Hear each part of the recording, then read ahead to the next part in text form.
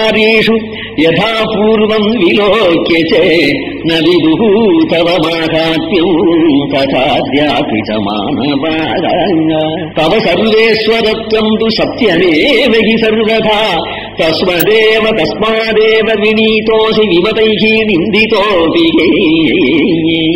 ஹே ஸ்ரீனிவாசா கிருபா சிந்து, உன்னுடைய மகாத்மியம் ஈடு இணை இல்லாத, அதுக்கு ஒப்பு கிடையாது. தேவர்களே உம்மை புரிஞ்சுக்கல, நம்மவர்ல ஒத்தன் தேவன் 33 கோடியில இவரும் ஒருத்தர் விஷ்ணு அப்படின்னு தேவர்களே நினைக்கிறாராமா. இந்த ஜனங்களை பத்தி கேட்பான். இந்த பாமர ஜனங்களுக்கு என்ன தெரியும்? தேவர்களே ஒண்ணு புரிஞ்சு கொள்ள முடியலையே. ராமகிருஷ்ணாவதாரேஷு, அதுபோல ராமனாவதாரம் பண்ணனே, கிருஷ்ணாவதாரம் பண்ணனே, உன்ன பகவான் புரிஞ்சுட்டாளா? இவன் கௌசல்ய பிள்ளை, இவன் தேவகி பிள்ளை அப்படி நானே நினைச்சிருந்தார்கள். தவ சர்வேஸ்வரம், புரிஞ்சுக்கிட்டும் புரிஞ்சுக்காத போகட்டும், சத்தியமா நீ சர்வேஸ்வரம். நீ ஆத்மானம் மானுஷம் பண்ணியே அப்படின்னாலும் புரிஞ்சுக்க போறது இல்லை. நான் தான் சர்வேஸ்வரன் சொன்னாலும் புரிஞ்சுக்க போறது இல்லை. எப்படி இருந்தாலும் அவன் புரிஞ்சுக்க போறது இல்லை. ஏன்னா கோடி ஜென்ம புண்ணியத்தினாலே, உன்னுடைய கிருப்பையினாலே, ஆச்சாரிய கிருப்பையினாலே, சத்சங்கத்தினாலே ஞானம் உண்டாகும். தலையில கட்ட முடியாது ஞானத்தை. 1000 கதை கேட்கிறான், கோவிலுக்கெல்லாம் போறான், ஆனா பரத்வ ஞானம் வரலையே, புத்தியில ஏறலையே. காரணம் என்னன்னா கோடி ஜென்ம சுகிருதம் வேணும். எம்பெருமான் அப்படி சந்தோஷம் அடையணும். இல்லாத போனா இது எல்லாம் வீண் கதைன்னு தோணுமே தவிர, பக்தி பண்ணாலே தவிர, ஆனா பரதத்துவ ஞானம் வரலையே. ஏகதா உமக்கு என்ன ஆக வேண்டியதுன்னா, தங்கத்தை பிறர் தங்கம் தங்கம் நினைச்சாதான் தங்கம். அதனால நிஷ்கவலையாருக்கு தங்கம், பித்தளைன்னு நினைச்சுட்டனால தங்கத்துக்கு கௌரவம் குறைஞ்சுடாதே. உண்மை யாரு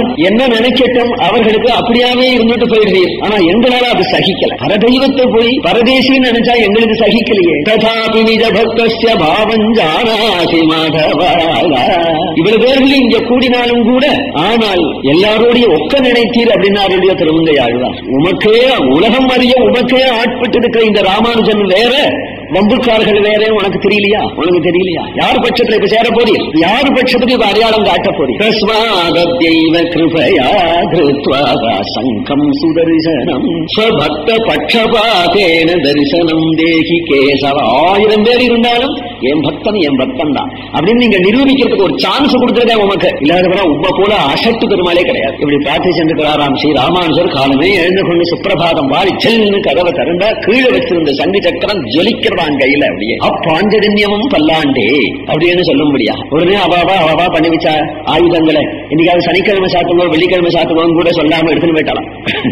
அவாவா பண்ணி வச்ச ஆயுதங்களை எம்பெருமானே அதுக்கு பிரமாணம் காண்பிச்சிருக்கிறான். நாம் இங்க கலௌகி கஷ்டின் மம பாணி பந்தேகே நீதாஸ்யதி பிரம்மலீலாம் வரிஷ்டகா மமைவர்த்தோ ஜலஜஞ்ச சக்கரம் ஹிரண்மயம் சம்பிரதி மகாபிஷீரே என்று தொண்டவான் சக்கரவர்த்திக்கு வாக்கு கொடுத்தான். பகவான் கலியில எனக்கு ஒரு பக்தன் வந்து அவைகளை எனக்கு சாத்துவான். அந்த முதற்கொண்டு நான் உலகம் அறிய சங்கு சக்கரத்தோடு இருப்பேன் அப்படின்னு சாதிச்சதை ஸ்ரீ ராமானுஜர் வந்து நிலைநாட்டினாராம். தொண்டவான் சக்கரவர்த்தி மிகவும் சந்நிகிதனார். எல்லா விதத்திலையும் அர்ஜுனனை போல வச்சிருக்கார். ஒரு விதத்துல மட்டும்தான் அர்ஜுனனாட்டம் வச்சுக்கல. இதுன்னா பகவத்கீதை உபதேசம் பண்ணலையே. 1000 சங்க கொடுக்கட்டும், சக்கரத்தை கொடுக்கட்டும், சேனையை கொடுக்கட்டும், ராஜ்யத்தை கொடுக்கட்டும், என்ன வேணாலும் பண்ணட்டும், அந்தஸ்தெல்லாம் கொடுக்கட்டும், எல்லாம் ஐகிக பலன் தானே. எல்லாத்துக்கும் மேற்பட்டது ஞானம் அல்லவோ. அந்த ஞானத்தை கொடுக்கலையேங்கிற ஒரு குறை தொண்டமான் சக்கரவர்த்திக்கு. பெருமாள் சர்வேஸ்வரன் தெரிஞ்சு போயிடுத்து, குலதெய்வம்னு தெரிஞ்சு போயிடுத்து, இஷ்ட தெய்வம்னு தெரிஞ்சு போயிடுத்து, பரதெய்வம்னு தெரிஞ்சு போயிடுது. அப்புறம் பிரத்யேகமா என்ன ஞானம்னு தனியா என்ன கொடுக்கணும்னா அவன் அர்ஜுனுக்கு மட்டும் தெரியாதான். நாரதர், தேவலர், அசிதர், வியாசர் எல்லாரும் சொல்லி அர்ஜுனனுக்கும் தெரியும். கண்ணபிரான் பரதெய்வம்னு தெரியும். இருந்தாலும் ஸ்வயஞ்சைவ பிரவீஷமே, கண்ணனே தன் வாயால அர்ஜுனா ஆண்டா சர்வேஸ்வரன் அப்படின்னு சொல்லி கேட்க பாக்கியம் வேணுமே. தொண்டமான் சக்கரவர்த்தி ஆசைப்படுறார். பெருமாள் இடத்துல ஒரு நாள் வரார். பெருமாள் தொண்டமான் சக்கரவர்த்தி கையை பிடிச்சு பக்கத்துல உட்கார வச்சு கொண்டு சம்பாஷணம் பண்ணி, இப்படி சம்பாஷணம் பண்ணும்போது திருவஷ்டாட்சரத்தினுடைய அர்த்தங்கள் எல்லாம் தன் வாயாலேயே தொண்டமான் சக்கரவர்த்திக்கு உபதேசிக்கிறார் அப்படிங்கிறார். ரகசியத்ரயம்னு நான் ஆச்சாரியனை போய் கேட்கணும். ஆனால் பெருமாள் தன் வாயாலேயே சொன்னார். திருமங்கையாழ்வார் ரங்கநாதன மங்களாசாசனம் பண்ணும் பொழுது இந்த சம்பவத்தை சொல்றார். திருமங்கையாழ்வார் துளங்கு நீன் மூடி அரசங்கம் குருசிகள் தொண்டை மன்னவன் திறங்கு ஒருவர்க்கு உலங்குளம் பின்னோடின் அருள் சுரந்து ஆங்கு ஒரு நாழிகை ஏழுடன் இருப்பே வயங்குள் மந்திரம் மற்று அவர்க்கு அருளி செய்தவாறு அடியே அறிந்து உலகம் அளந்த பொன்னடியே அடைந்து உயிர்ந்தேன் அணிபொழில் திருவரங்கத்து அம்மாடியே. திருவரங்கத்து அம்மா திருமந்திரார்த்தம் சொன்னாரா? திருவேங்கடமுடையான் திருமந்திரார்த்தம் சொன்னாரா? புராணம் திருவேங்கடமுடையான் தொண்டமான் சக்கரவர்த்திக்கு சொன்னாருன்னு இருக்கு. ஆழ்வார் திருவரங்கத்து அம்மான்னு சொல்றாரேங்கிறார் சுவாமி பெரியவாச்சான் பிள்ளை. திருவேங்கடமுடையான் அளவிலே பிறந்த அர்த்தத்தை சொல்லி பெரிய பெருமாள் திருவடிகளிலே சரணம் புகுகிறார். திருவேங்கடமுடையான் சொன்ன அர்த்தத்தை இங்கே சொல்லி சரணம் புகுகிறார். ஏனா திருமலையில் நிலையிலே ஒரு உத்தியோகம் உண்டு என்று தோற்றுமிரே பிந்து போந்து சாய்ந்த விடம் அதிரே. திருமலை அப்படிங்கிறது அவர் உத்தியோகம் பார்க்கிற இடமா, ஸ்ரீரங்கம் ரெஸ்ட் எடுத்துக்கிற இடமா. அதனால இவரேதான் அங்க போய் உபன்யாசம் பண்ணிவிட்டு இங்க வந்து விசிராந்தி எடுத்துட்டு இருக்கிறார். அதனால அங்க மட்டும் பேரு மாறிடுமா?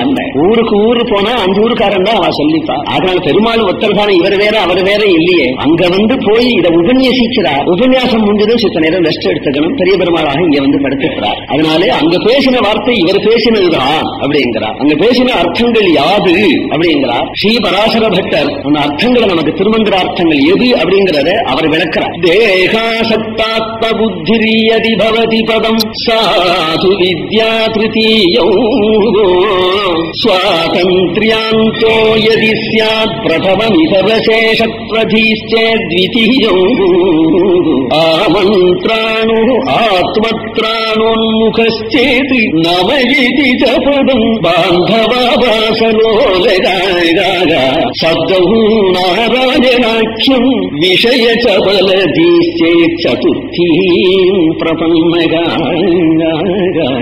சுவாமி பெரியவாச்சான் பிள்ளை இந்த பாசுரத்துக்கு வியாக்கியானம் பண்ணும் பொழுதே பட்டருடைய இந்த ஸ்லோகத்தையும் அனுசந்தானம் பண்ணி இது ரெண்டுக்கும் விவரணம் கொடுக்கிறார் சுவாமி பெரியவாச்சான் பிள்ளை. அந்த 6 அர்த்தமும் சேர்ந்து 7 அர்த்தமாக உபதேசம் பண்ணினார். அது என்ன?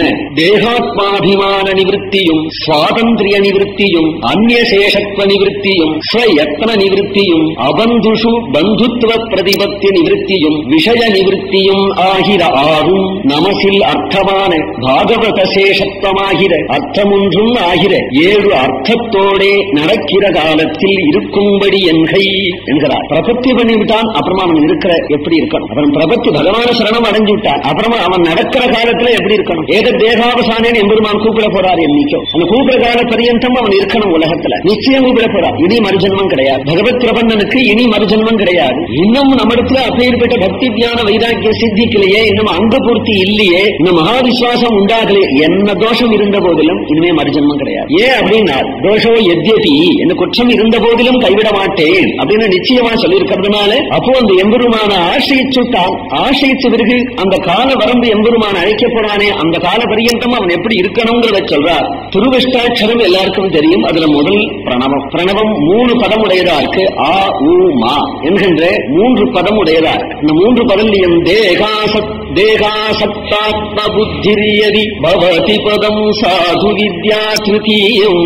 பிரணவத்துல 3 அக்ஷரங்களிலே மா என்கின்ற அக்ஷரத்தினுடைய அர்த்தமாவது தேகாசக்தாத்ம புத்திரியதி. தேகவே நான் அப்படின்னு ஒருத்தன் நினைப்பான். ஆனால் அதை விளக்கிறதாம் மா அப்படிங்கிற தேகாத்மாபிமான நிவൃத்தியும். தேகமே தான் அப்படின்னு நினைச்சிருக்கிறது அஜ்ஞானிக்கு லட்சணம். மா அப்படிங்கிற அந்த அக்ஷரம் பிரணவத்தினுடைய கடைசி மா என்கின்ற 3வது எழுத்து ஆத்மஸ்வரூபத்திலவை ஒடுங்கிறத காட்டுறது. ஆ உ மா ஓம்.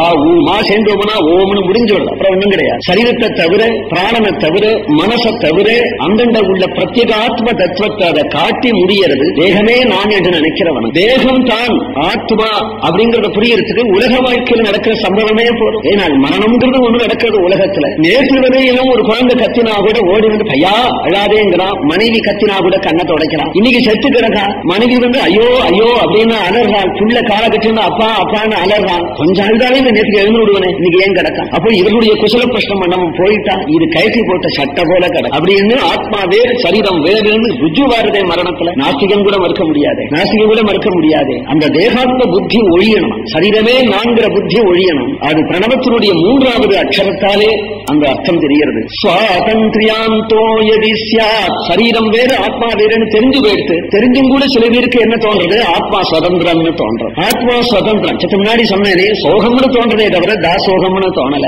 சுதந்திரம் அப்படின்னு தோன்றவனுக்கு கைவல்யம் பலம், தாசோகம் தோன்றவனுக்கு தான் மோட்சம் பலம், வைகுண்டம் பலம். இந்த சுவாதந்திரியம் தான் சுதந்திரமான ஆத்மா தனக்கு சுதந்திரமே வேணும் அப்படின்னு நினைக்கிறவர்களுக்கு சுவாதந்திரியாந்தோ யதி ஸ்யாத் பிரதமம் இதர சேஷத்வதீச்சேத்விதீயம். முதல் அக்ஷரம் ஆ அப்படிங்கிற ஒரு சொல்லு அவனுக்கு ஆத்ம சுவாதந்திரியத்தை விலக்கிவிடும். அகார வாச்சனானவன் பகவான் அக்ஷரானாம் அகாரோஸ்மி. அது நினைவு வந்தாலே இவனுக்கு ஆத்ம சுவாதந்திரியம் போயிடும். ஏன்னா கா பா மா தா அக்ஷரங்கள் எல்லாம் அதுக்கெல்லாம் மெய் எழுத்துன்னு பெயர்.